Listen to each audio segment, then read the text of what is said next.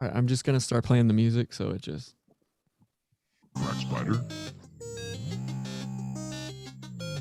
Nice web, Mr. Crack Spider. C, the active ingredient in marijuana. Nice web, THC, Crack Spider. the active ingredient Nice in web, marijuana. Crack Spider. Nice spider's behavior was.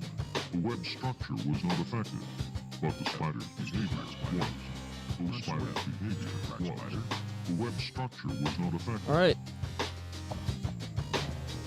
It built a hammock. we are live The spider on didn't YouTube roll. now. Yay, everything's working.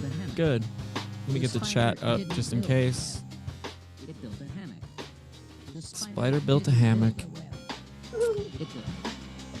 It built a hammock. Okay, The spider we're live. Hey guys, Hey. Howdy. we have Howdy. Heather Taddy. This is a redo. So, yep, we're live. We're actually live. So this isn't not live. Yay. Live. Not live. It's Not live. live. This is Opposite live. of not live is happening now. Yep, this is true, and we live in your minds. We got Gordon Hamil with us, joining us today. Howdy, gang. Good to see you, buddy. You too, bud. So, It's good to yep, be seen. isn't it? It's beautiful to be seen.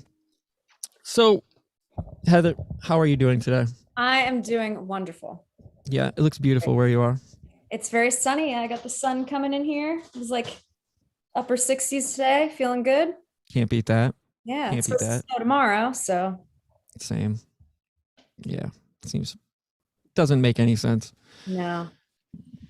Jim, how's it going with you, buddy? Oh, I'm good. I'm Yeah? good. I'm a little bit Eventful. out of breath from chasing a dog down the street that got out of my front door, but I'm glad I made it. Right? We're good to go. So we're gonna talk. We tried to do this. What was it, last Thursday, and everything just kind of hit the fan at once. Like how the channel got struck, and that's how we found out and all that. So, yay! Now we're good, and everything is all on the up and up. So that's all that matters. But Everything is right in the world. everything is right in the world for the moment. Yeah. For the moment. So not or guilty for Derek Chauvin. Yay, good. Okay. Anyway, that just happened too. But So- imagine if Is that's that it. what- yeah, imagine if it was not guilty or like something. I mean, holy Yeah. I don't want to think about that. no. Because fire bombs will be flying through all of our windows within 5 to 20 minutes, but that's okay. But yeah, so we were going to talk about your appearances on the Portals to Hell show Yeah. on Discovery as of late. If you want, just really quick, give people who don't know you a little bit of background about yourself. Okay. A little bit of background mind? about me. So I was on I've always been into the paranormal, into aliens and anything weird. But my journey with this kind of started in college when I went to Penn State. I joined a paranormal club that was backed by Penn State University. And right when I joined, they had been in the process of working with A&E Network to create a reality show where they follow this club around to clients' houses, all over the US and help them with their haunted houses, basically. So I joined and I trained to become an investigator, and then it turned into this crazy show. I went to a casting call. Like, it was just kind of like, I was really focused on college at the time, and I didn't really think that this would become anything, but it became a huge show called Paranormal State. And I spent years traveling the country and helping people that had haunted houses, hanging out in their creepy basements. The stories are endless. So from there, I 2 years ago, I did a show for the Travel Channel called Alien Highway. And it was a little different. I was outside, looking for proof of UFOs, working mostly in the West and Midwest areas where, cattle ranchers had strange animal mutilations that they couldn't explain. And people were just seeing strange lights in the sky they couldn't explain. A perfect example, Sedona, Arizona. That was one of the episodes we did. So then from there, I got asked to guest star in a couple episodes of Portals to Hell, which my best friend Katrina is on that show. And of course, Jack Osborne. And I Was on 4 episodes of that. 2 of them have aired already, and then there's 2 more in May. And it was pretty fun. We got some really unusual activity, and we got to go to some cool places. So, and one of the episodes I'm going to talk about tonight is the Stevenson Building episode, which you guys got to watch. Yeah. What do you think of it? It's absolutely ridiculous. This place is like Wymore, Nebraska, in the middle of just like flatland, flyover country. Is this the most recent one? Is this no, the that one was Penhurst, Bottom? but this Pease Bottom though. This is yeah. Yeah. Oh my gosh. Crazy, right? A clown in a cage wrapped up. A clown in a box wrapped up. But I mean, like, okay, going into it, it's literally like it's so off the off the beaten path. I don't even know how I wonder. Do you by chance know how production found the location, or I'm curious. I was just wondering. I don't, because this building really no one has investigated for TV yet. I'm not really sure how they found it, but one thing they left out of the episode is there was an extremely dark history with the KKK. They had their meetings in this building. They had lynchings right outside the building, and there were underground tunnels. Like it's just layers and layers of like the darkest history. There used to be, I know they didn't mention this in the episode, but there used to be like an orphan train that would roll through the town and like pick up and drop off orphans. It's just like really nasty stuff. And then where am I going with this? I'm trying to give you more like detailed history. Basically, there's a lot of stuff about the history of the building that wasn't included in the episode because there was so much. Okay. Like it used to be a brothel, a dance hall, a pool hall. There were underground tunnels that are now closed that led through different buildings in the town. And, you know, men would bring the prostitutes through. Prohibition hit, just like all this crazy stuff. Capone was known to hang out there. It's one of those. Yeah. Mob activity. It's just everything you can think of that's evil and just into one building. So, and the building was like falling apart.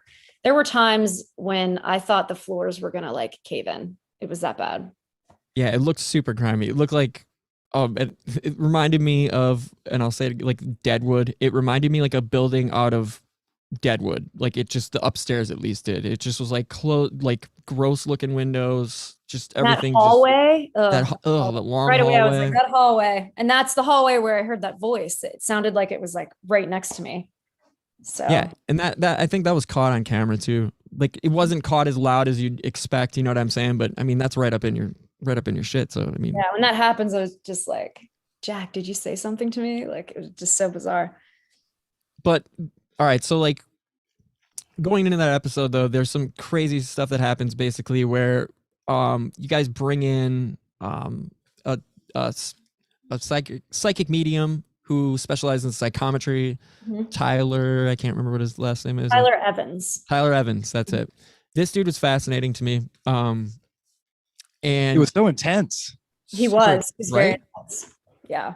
Nailed a ton of like, I mean, there's okay. So like what is the first floor? It wasn't the first floor where the owner of the building, they took it over. Should give it a little background there where the owner, yeah. So go ahead if you want, so the owner, Brian, really into the paranormal. He has his own paranormal group. He bought the building knowing that it was haunted.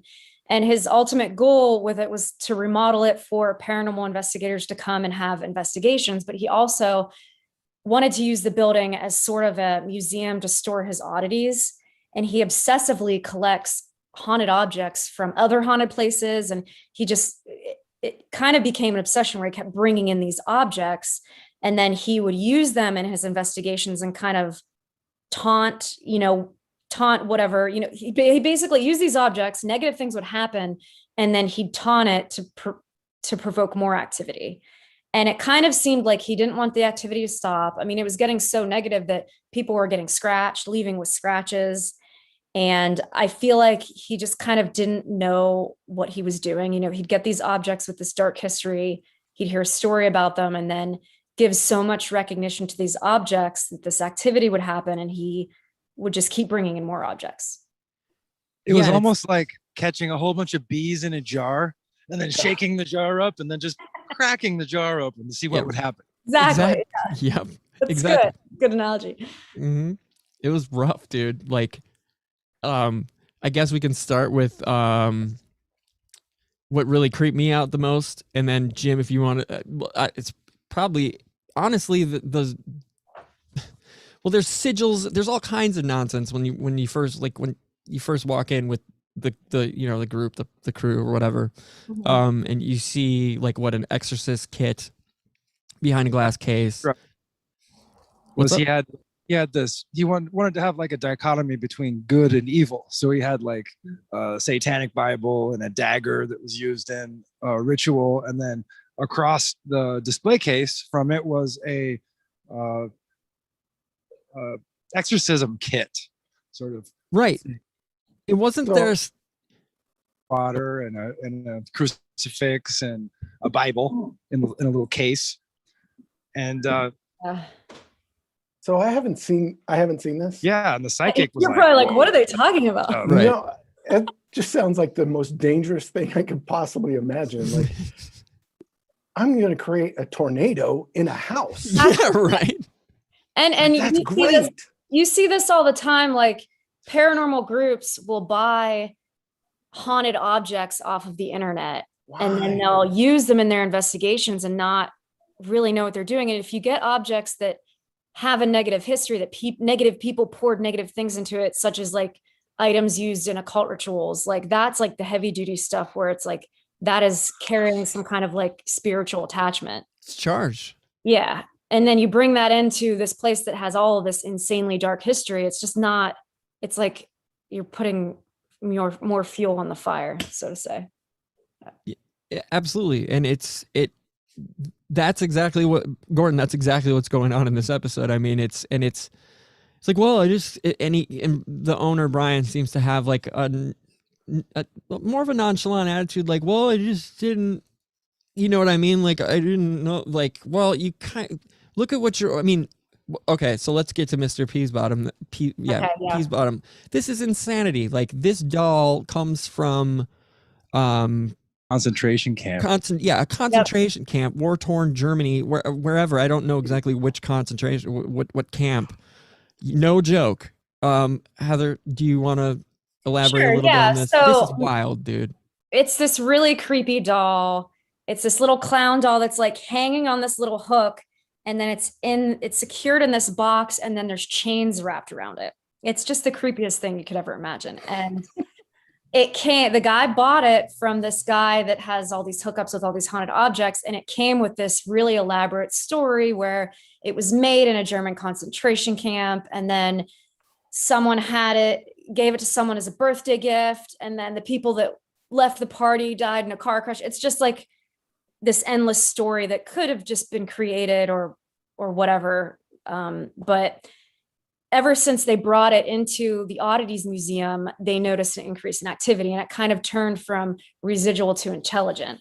So they knew that, but they would use it in their investigations, and they actually played us this really compelling EVP where you hear a little kid's voice go, "I'm stuck in this box." You have to see the episode. Yeah, and it's one of those EVPs that it's like it's putting on a show for you. It's literally like, I'm stuck in this box. I'm stuck in this box.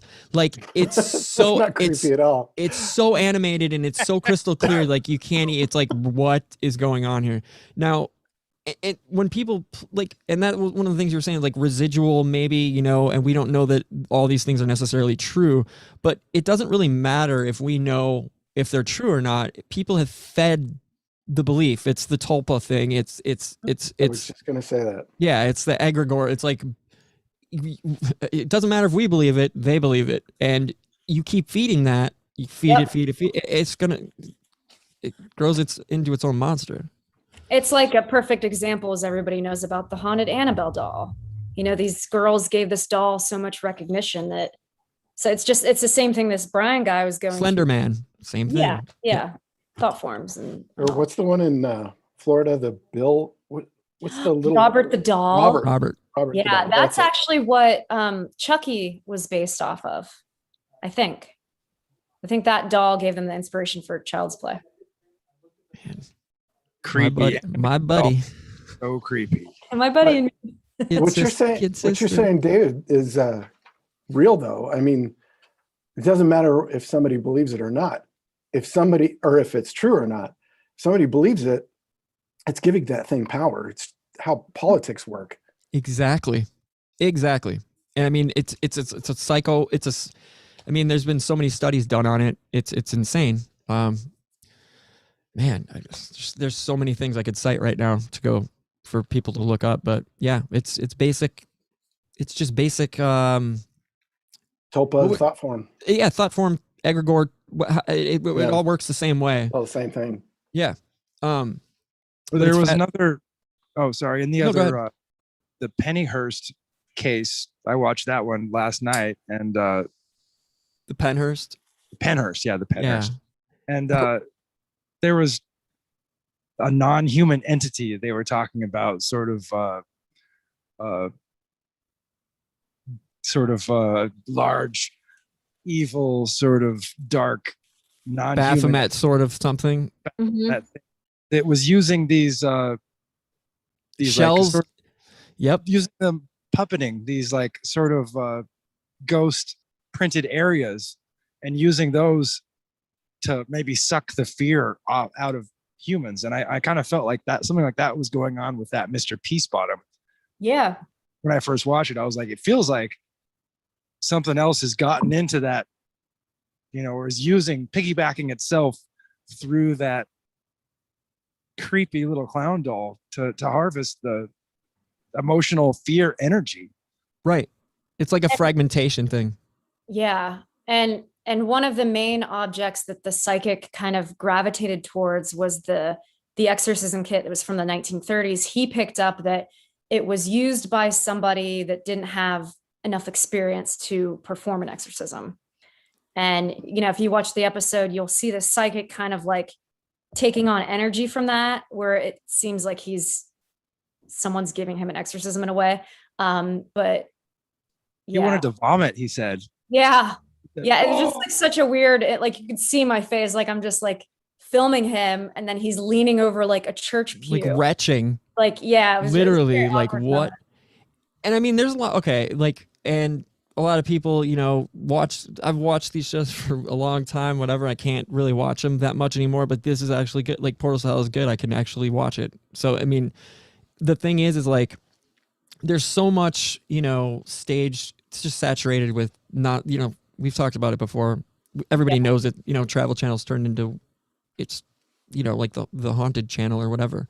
But basically, there's always some, friggin' in the riggin', some acting, some extra whatever here and there with a lot of the production. But I didn't get that vibe with the psychic medium Tyler, and at all, honestly. Like I didn't feel like, oh, I'm gonna turn this off. This makes me feel uncomfortable because this dude's just just being hamming it up for the camera. It didn't feel like that at all when he was like retching, kind of like the dude felt 100% legit.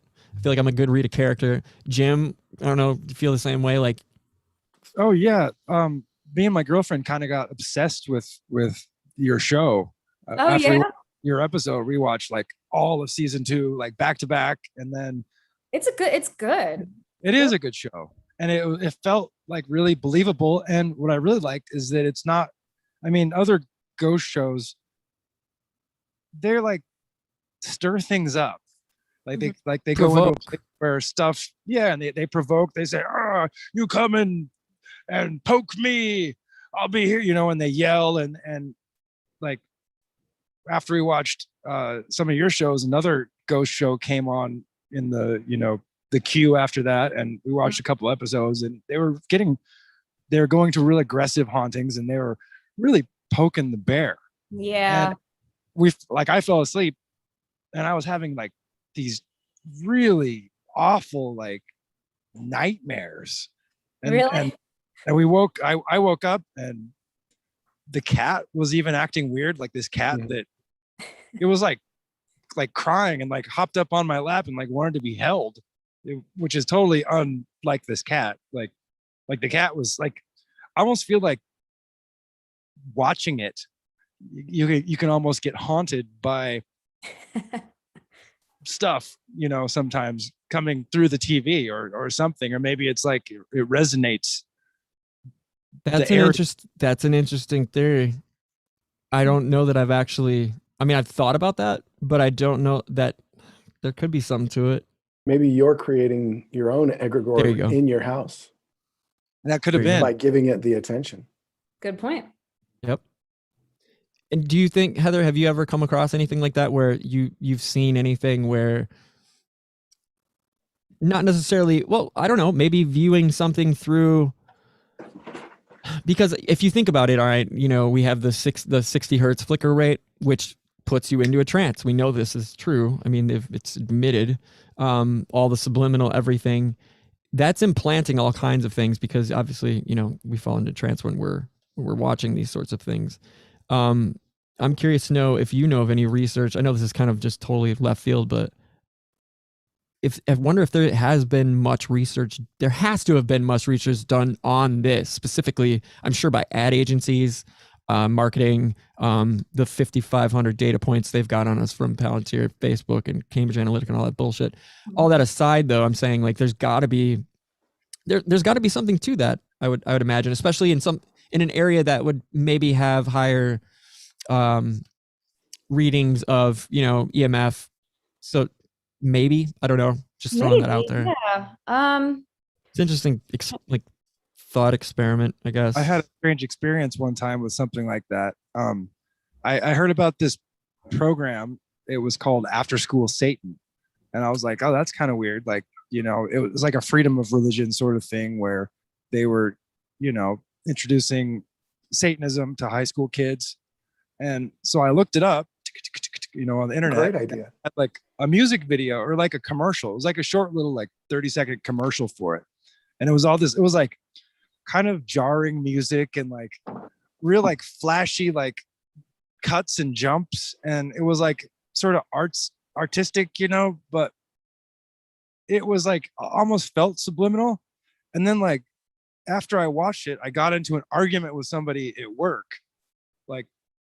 And I was like really like all of a sudden I was real aggressive and pissed off. And then I was like, whoa, I wonder if I got influenced in some kind of way from watching this into sort of being on the edge. Aggro, yeah. Subliminal messages. Yeah, is what it felt like. So Heather, you were in the room. How did you feel about it after it was done and like you had an opportunity to like analyze it? What did you think? You mean just being in the building? Yeah. Overall, I would say, I definitely thought that it was haunted, but I think a lot of it was focused on the owner, because he kind of became very obsessed with the building, always wanting to be there, always wanting to bring in these objects and always wanting to investigate. And he got a kick out of like the negative activity that would happen. He liked it, and it kind of seemed like he didn't want it to stop. But like I said, the building was like over 100 years old, and there were just so many negative things that happened there that contributing to all the haunted objects, and then the owner kind of leading down that path of like oppression, where if he would have kept going with this and didn't resolve the trauma in his own life, it would have just blown up in his face. He would have got really bad.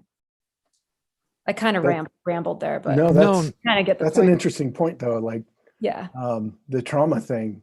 I wonder if he's masking that by focusing on that stuff instead of dealing with his own stuff. And so himself, he uses it as like a buffer for him circumventing. Not analyze his own bullshit. Yeah, and a lot of times, just going into people's homes and their haunted houses, and for the paranormal club I was in, we would do these like really extensive interviews where we're basically like their personal historian, because there's a lot of events in life like unresolved trauma that can lead to these things to happen, and you could be projecting psychokinetically projecting these things to happen, and it's just all energy, really. So that was something. I think he was an EMT and a police officer So he constantly would see tragedy, and then he had his own unresolved trauma that was kind of built up. So it made him very vulnerable to being in this negative spot. Yeah. Yeah. Sounds like it. It's rough, man. It just stirring all that up, and then people do get obsessed with this stuff. I mean, like, look at, oh man, it's like, I'm not going to bring up certain things, but that's okay. We'll just leave that alone. But let's touch a little bit on Pennhurst, because that place is crazy. I remember just like being moved to tears the first time I heard about that place, and seeing Geraldo doing a documentary in the 70s on it. Yeah. And it like, he busted that place out. It's basically, and the atrocities that were going on there with such, Dr. Fear. Dude's name was Dr. Jesse. That's the first sign that something's not right. Yeah, seriously, dude. That's like Dr. Kaufman. Like, come on, guys, get it together. Like, it's always these people. Truth in a name. Yeah, exactly. So I guess I'll go into like a little background of Pennhurst. So it was a institution kind of outside of Philadelphia where it used to be called, like, what was it called? It was originally opened in 1908. It was originally called the Institution for the Feeble-Minded and Epileptic. Basically, people with developmental disabilities, even people with like Down syndrome, they were kind of taken out of society and put into Pennhurst. And eventually, they wanted to segregate the mentally disabled from the general population. And the building became very overcrowded. People were mistreated. There was an expose done in like the late 60s where I think it was CBS. They came in and they kind of like exposed the conditions of it. And you just see this horrible footage of like these kids tied to these beds, and this room is just filled with beds. Some people are on the floor, it's really, really horrible. But human excrement flies around it's just, it is absolutely like the most foul conditions you can possibly fathom. It was called Suffer the Little Children. And the document. Yeah, that's right. Yeah. And one of the quotes, I wrote this down because it's just so awful. One of the quotes from the documentary was like, "Forget them while they decay from neglect." And it basically just led to like a massive lawsuit. And before that documentary, there were like a lot of different articles written to like expose the conditions, but then like nothing was done to fix things until this documentary came out. But there was a doctor there named Dr. Fear. And there's like an interview with him in this documentary where he's basically talking about how he would just drug the patients if they misbehaved, and they would get a dentist to pull out their teeth if they bit people. And damn well this place was tied in with had to have been with Dr. Ewan Cameron and Jolly and West, all those pieces of human scum that were behind MK Ultra, Naomi, all of that. Damn well Pennhurst was one of the proving grounds, I'd imagine, for all that sick research. We know they did because they did it in the hospitals in Canada. Yeah, exactly. Cameron did it. Yep. They actually have the lawsuits to prove it. The psychic driving, all of that going on up there. Can you imagine the degree they were pushing it to in Pennhurst? Like, on top of the conditions? Like, holy dude. It is just... You can just feel like... This was my third time there, and you can just feel like places like that, it just feels like the people are like trapped there. Like, you don't feel alone. Like, for example, when we had the little gathering in the episode when we each told our story about experiences there, they kind of cut mine off, but I went with this researcher named Debbie Constantino, and she was like considered to be an EVP specialist. And there's some buildings on the property that are open, some they tore down, and there's some that are just locked, but the windows are kind of bashed out. And we took a recorder, put it into the window for like 2 minutes, played it back, and there were all of these voices, like people incoherently trying to speak. And just this place, every time I've been there, I've had activity. But one of the first times I went there, we went into a building and the guy unlocked it for us. I think it might have been the Mayflower or like the Quaker building, one of the two. But we walked in and it just felt like you could hear somebody shuffling and then they would stop, and then they would like shuffle and walk. It was like something was messing with you and trying to hide. And on this episode, they were filming a segment with Jack and Katrina. So I just took a walking. I was like, hey guys, I'm going to go on like the second and third floor of the Mayflower building and just kind of walk around by myself. So as I'm walking around, I have my recorder and I'm walking around, and you hear like a slight distant noise, and then you hear me stop, like freeze in my tracks, and you can hear something walking, and then it stops, and then I freeze, and I'm like, okay, I'm gonna go, and then you hear me like walking out. And I usually don't do that during investigations, but it was really creepy. Like, it did not feel good. So wait, you were so creeped out. You're like, I'm out of here. Forget this. Yeah. Damn. So I'm telling you, it is so scary there. It's so scary. And I've been like, it's probably one of the top places. Yeah, I was going to say, and you've been through a lot of those places. So yeah, I've been in a lot of like residential homes that are just Waverly Hills. Right? I've never been to Waverly Hills. I thought you had, or no, Moundsville though. Moundsville, yeah, West Virginia Penitentiary. Man.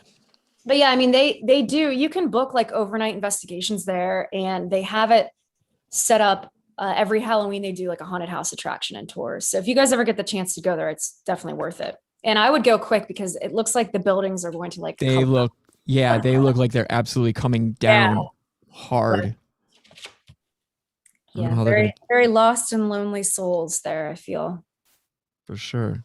Have you done the Queen Mary, Heather? No. Oh, Gordon, you got to do it. Tell her you have to. You've done it? You have to. You have to. I did it. Obligatory now. Oh, I've already told this story on the show. So is anybody? Doesn't matter. You have to. She's got to hear this. Okay. This is perfect. You got to hear this. My daughter and my wife have kind of a mediumistic gifts, and I was trying to, not stifle them for my daughter. Mm-hmm. At the time, she was like 8 or 9, and so I booked this trip for an overnight at the Queen Mary, and we go and we do it, and there's lots of the kind of typical ghosty things with the shadows down by the pool and the child voices, and one of the things was, I think I kind of got targeted during the little ghost tour, and it hit me, and I got the same kind of aggro feeling like Jim did, that rage kind of feeling, right? Mm-hmm. So it was targeting me specifically in the tour. And after we got done, you have to sleep there. I booked this room. It was going to be an overnight thing, and it's going to be fun, right? Just fun, just a whole lot of fun. And so in the middle of the night, I'm still freaking out, and my girls we're all crammed into this bed because we're all freaked out, but the girls fell asleep really quickly. Mm-hmm. I did not. And as I'm sitting here in the bed, kind of freaking out, feeling that oppressive feeling,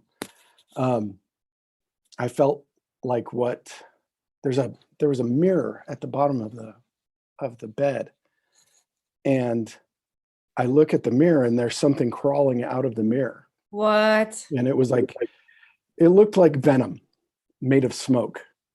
And It was like all teeth and smoke coming out of the window, or the mirror like that. And I'm doing the prayer, man. I am crying out to God.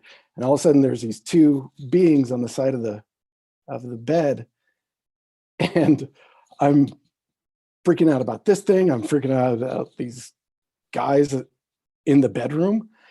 And his hand comes by and comes down and puts his hand on my chest. And I don't know if they actually said the words, "This is our job," but that was the impression I got, was that, wow, this is our job, let us do our job. And it was like, as soon as he touched me, it was just like peace just come over me. And they just, boom, they just shoved that thing back into the mirror, and it all disappeared. So leading up to it, you felt kind of more threatened, but then Oh yeah, completely threatened. For sure. Now, what do you think that was? If you could, does it relate to anything? I'm not completely familiar with the history of it, but does it relate to any of the stories you've heard with like people that worked there or died there? No, I don't. No, I don't think it. I think it's something that has been brought in and Okay. just kind of exists there.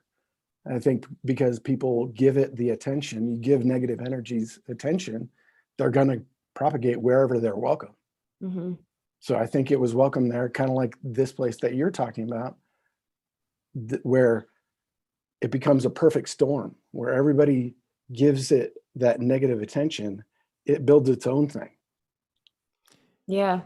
Exactly. And see, that was one of the things where Gordon, with those two figures or whatever, like you felt like they were like It was angelic. Angelic, say it's yeah. angelic. Yeah, exactly. And I thought that was fascinating. Like protection, right? Yeah. Yeah, exactly. Yeah, absolutely. Yeah. Wow. I'll have to go Wow. there someday. I thought you'd been there. No. Mm-mm. There's still a lot of places like famous place. Like I've never been to the Winchester Mystery House. I've never been there. I've Never always been to wanted to go there. Waverly. Bobby Mackey's I've never been to. We're gonna have to go. We gotta go do that.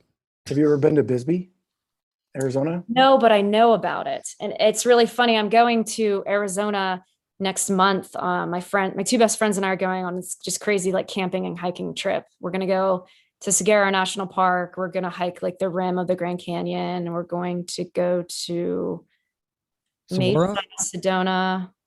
What? Saguaro? Saguaro Yeah, National did I Park? say it wrong? Yeah, that's all thought right. it was My Arizona. cousin. All right. No. It's Saguaro, but it's right Okay. here. Yeah, I'm going to check that out. So. Sorry. No, it's Go okay. to- I don't know how to speak English. Make sure you go to Saguaro East, because that's where all the dead bodies used to be buried. Oh, Write it okay. down. So there's two parts of Saguaro National Park. There's the east side and the west side. Mm-hmm. And the east side was kind of more protected. The west side was where all the 1%er bikers used to bury all the dead bodies. All Ooh. the meth heads and stuff. They would find when in the 80s and 90s, there were all sorts of bodies that would be dumped out there. Oh, I have no idea about that. It's funny because I have the hiking guides for East and West. Oh So yeah, there you I'm go. really prepared. That's it. Wow, that's Nice. interesting. I'll have to look into that. Maybe we'll find a body on our hike. Yeah. Let's hope not. And some floaters, whatever. Looks like human bones. Right. So you got a couple more episodes coming up on Portals to Hell, and yeah. Yeah. What do you got coming up? I have some events, but so for Portals to Hell, I have May 1st is the Lake Shawnee episode, which in West Virginia, there is this amusement park that's no longer running, but it's built on top of an Indian burial ground. And it just has this history of all these like freak accidents with children. They see spirits of Indian warriors. They see spirits of a little girl. Like people have camped there and left in the middle of the night because they see an apparition of like a little girl hanging around this tractor.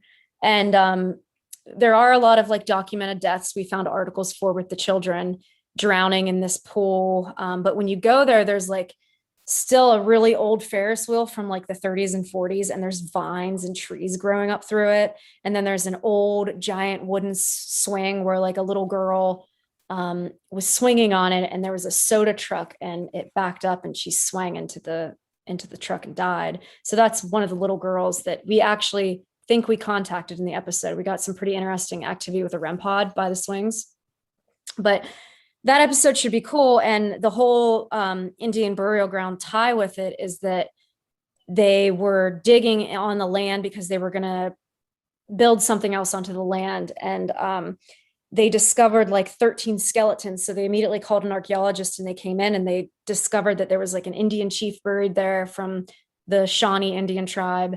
And it was really interesting because they found artifacts and they had all that stuff there to show us. And it was like a kind of, what's the word I'm looking for? I don't know the word I'm looking for, but it basically like rewrote the history books in West Virginia because they realized the Shawnee Indians passed through this area. So it's really neat. It's like very fascinating history.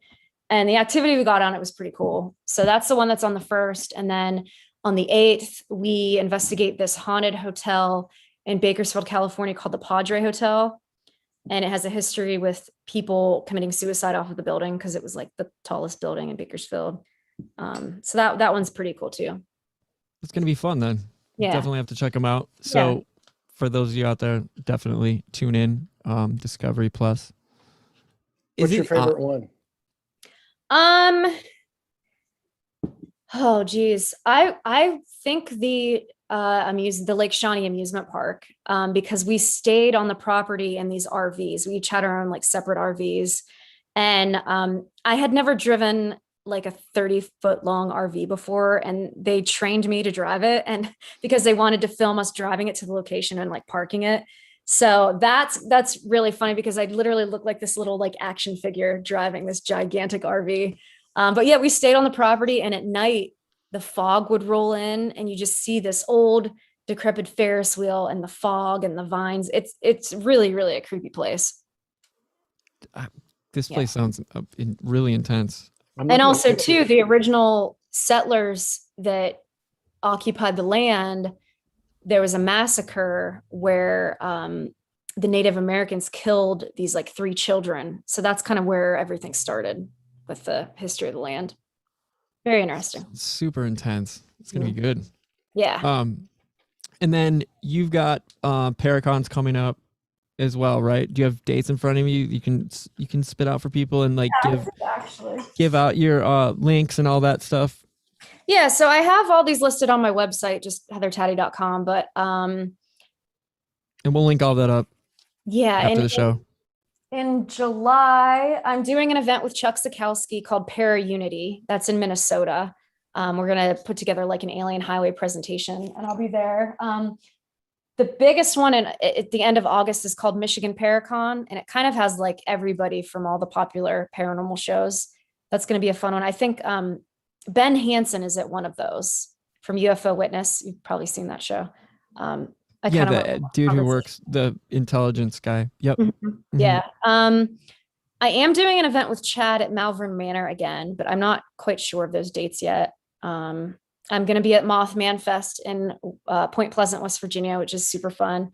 And there's more, I think. What am I missing? Oh, in December, there's an event in Vegas I think it's also called Paracon. Let's just hope everything stays. I mean, I don't want to be like that, but dude, I just heard a bunch more cancellations about stuff in Milwaukee, and like that city of festivals, all like every weekend there's festivals, and they've canceled pretty much everything. I don't know what they're thinking and what people are thinking, but it's a joke. And because we're not going to reach herd immunity now. So we just whatever. Just redefine what herd immunity is. So exactly. Whatever. It doesn't exist. Doesn't exist. Exactly.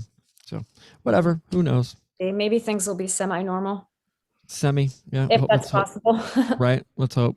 So seriously, because it's getting ridiculous. It's been ridiculous now for way too long. So, but this has been a blast. Yeah. And I really appreciate you doing this again. Mm-hmm. So totally. Yeah. And I'd love to come back and talk about the other episodes so you guys can come in. We'll definitely have you back on regular. It'll be fun now that you're in. So that's good. And I drank a lot of coffee before this. So I'm kind of like, next time I don't think I'm going to drink coffee because I can tell I'm like. Go play rock and roll. You're good. Yeah. You're good. It's that time. It's that time. So. Isn't it? Yep.